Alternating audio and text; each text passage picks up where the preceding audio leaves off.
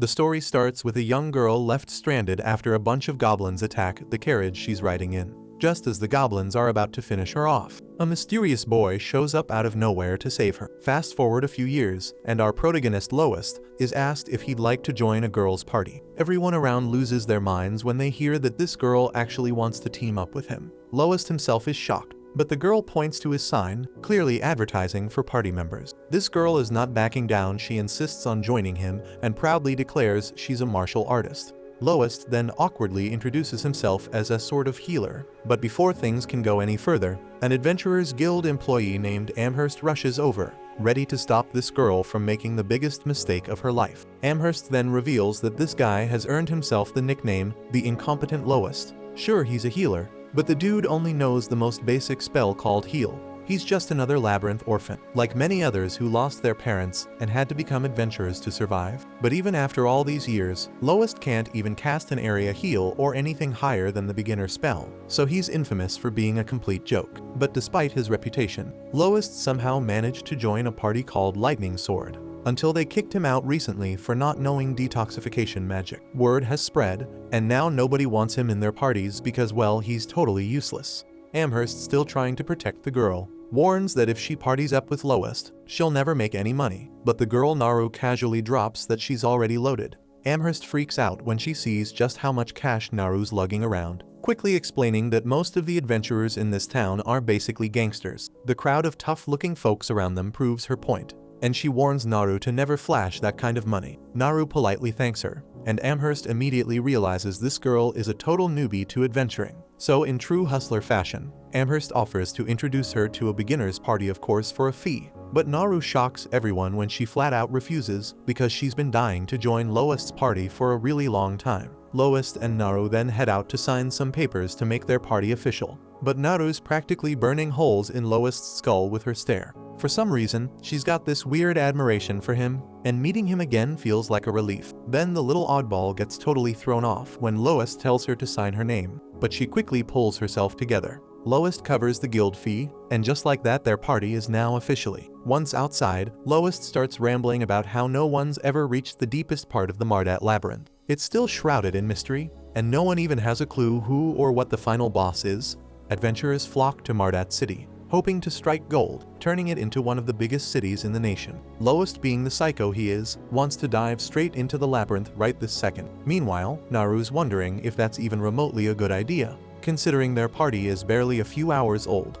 And also, before they left, Amherst gave Lois a heads up. Naru's a newbie, so he should only take her to the grasslands for now. The labyrinth leaks magic power, spawning monsters in certain areas, and the grasslands are one of those spots. Thankfully, only weak monsters show up there. It's supposed to be the perfect training ground for rookies, but it's also annoyingly huge, making it hard to find anything to fight. The labyrinth, on the other hand, is jam-packed with creatures, and that's exactly what Lois's itching for. He reassures Naru they'll be fine as long as they don't wander too deep, and if things go south, he's got it under control. His confidence is pretty wild for a healer, but he brushes it off like it's no big deal, and they press on. When they arrive, Naru insists on taking the lead. After all, she's a martial artist, so it makes sense for Lois to back her up as the healer. Lois is all for her confidence, but he can't help but wonder if she can actually fight.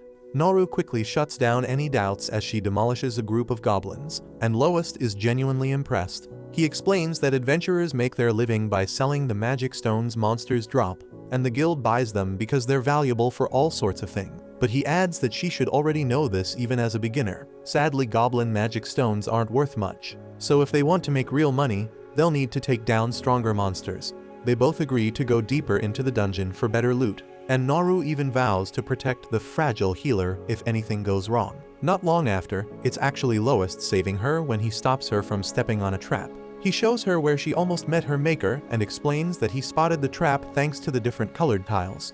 Usually spotting traps is a thief's job, so Naru's baffled and asks how Lois did it as a healer. Lois casually replies that he's been an adventurer for a long time, so he's picked up a few tricks along the way. As they venture deeper, they come across a half-orc, which shouldn't be on this level of the dungeon. Half-orcs are mid-level demons, and their tough hulking bodies make them a real challenge to defeat. Their strength is on par with monsters from the lower levels, so seeing one up here is definitely not normal. Naru's instincts tell her to turn tail and run, but Lowest is convinced they can take it down if they work together. He doesn't want to push her into it, but to his surprise, she agrees because she trusts his judgment. Naru then kicks off the fight, but she's shocked when her first attack feels like she's kicking a brick wall. The beast may be slow, but Naru still takes a hit, and things quickly go downhill. She finds herself cornered, the fight turning against her. But strangely, the half-orc doesn't finish her off. Just then, Naru's eyes widen in disbelief as Lowest comes out of nowhere, driving his sword right into the orc's chest, saving her at the last second. Lowest is relieved that Naru's okay,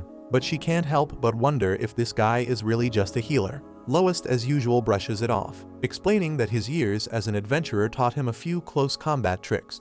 Naru, still skeptical, points out that his attack didn't exactly look like a simple trick, but Lowest distracts her by noting that she's injured. Naru tries to shrug it off, claiming it's no big deal. But Lowest's healer instincts kick in. He knows even the smallest wounds need proper attention. Naru insists she's fine, but Lowest heals her anyway, not taking no for an answer. The magic stone left behind by the orc is much larger than the goblin's stones and packed with way more magic power, meaning it'll fetch a nice price.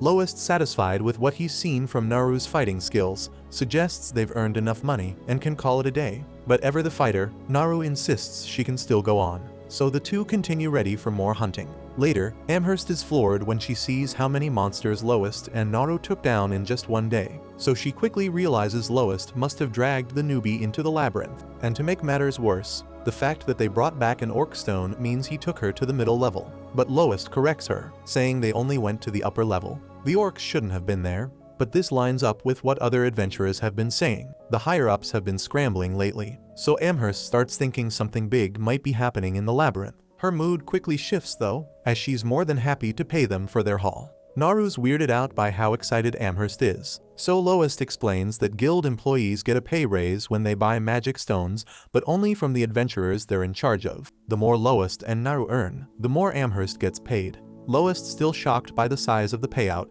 has to be reminded by Amherst to split it with Naru. Lowest would never forget, but he's stunned because even after splitting it, it's still 10 times more than he's ever made before. That realization hits him hard, and Lowest sinks into a deep depression. Amherst steps in to explain to Naru that Lowest had been completely swindled, while in the Lightning Sword party they never gave him his fair share of the rewards. Naru's absolutely furious when she hears this, and she demands that the guild do something about it. But the decision is up to Lowest, and he chooses to let it go. He's happy with his new party and just wants to forget the past. As they leave, a mysterious man watches them from the shadows.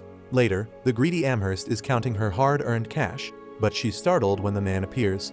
It's Handsome, her boss, and he's worried she might have helped Lowest find a new party. Amherst brushes it off, saying she doesn't have some magical power of persuasion strong enough to convince someone to join Lowest's party. Instead, she explains, there was just this girl who saw something special in him. Handsome seems to know who this blue-haired girl is, but for some reason, it clearly troubles him. That night, Lowest is shocked to find out that word of him getting a new party member has already spread like wildfire across the city. Apparently, the notoriously incompetent Lowest picking up some poor fool to join his party is big news. Lowest then moves to reserve a room, and Naru gets flustered at the idea of sharing one with him. Lowest quickly decides they should sleep in separate rooms, but this seems to leave Naru a little disappointed. They go to their rooms for the night, and Naru's thoughts drift back to when she was healed. Turns out Naru was the girl from the carriage, and Lowest was the guy who rescued her. After he healed her, she was so grateful, but Lowest, in typical fashion, apologized for not being able to do more. Despite all that, Naru stayed weirdly optimistic. Even though the goblins probably massacred everyone else in the carriage, she didn't seem to care and just swore she'd become an adventurer. From that day on, Naru was dead set on joining Lowest's party, promising to protect him. Since then, Naru's been training like crazy, waiting for the chance to be by Lowest's side. Then the moment she heard that Lowest got booted from his party, she rushed straight to the city. The little stalkers thrilled her plan worked perfectly. Not only did she form a party with Lowest, but they even took down an orc together. She's doing everything for him, so it crushes her when she realizes he didn't even recognize who she was. It makes sense though her appearance has changed so much since then. But that's not the only thing that's different. Lowest is way stronger than she remembers, and it doesn't seem like he even needs her protection anymore. Snapping herself out of it, Naru reminds herself of her promise to protect Lowest no matter what. She then re-energized to get ready for bed, but one thing still bugs her. How in the world do people call Lowest incompetent when he's actually insanely powerful? Thanks for watching. Subscribe to not miss the next part.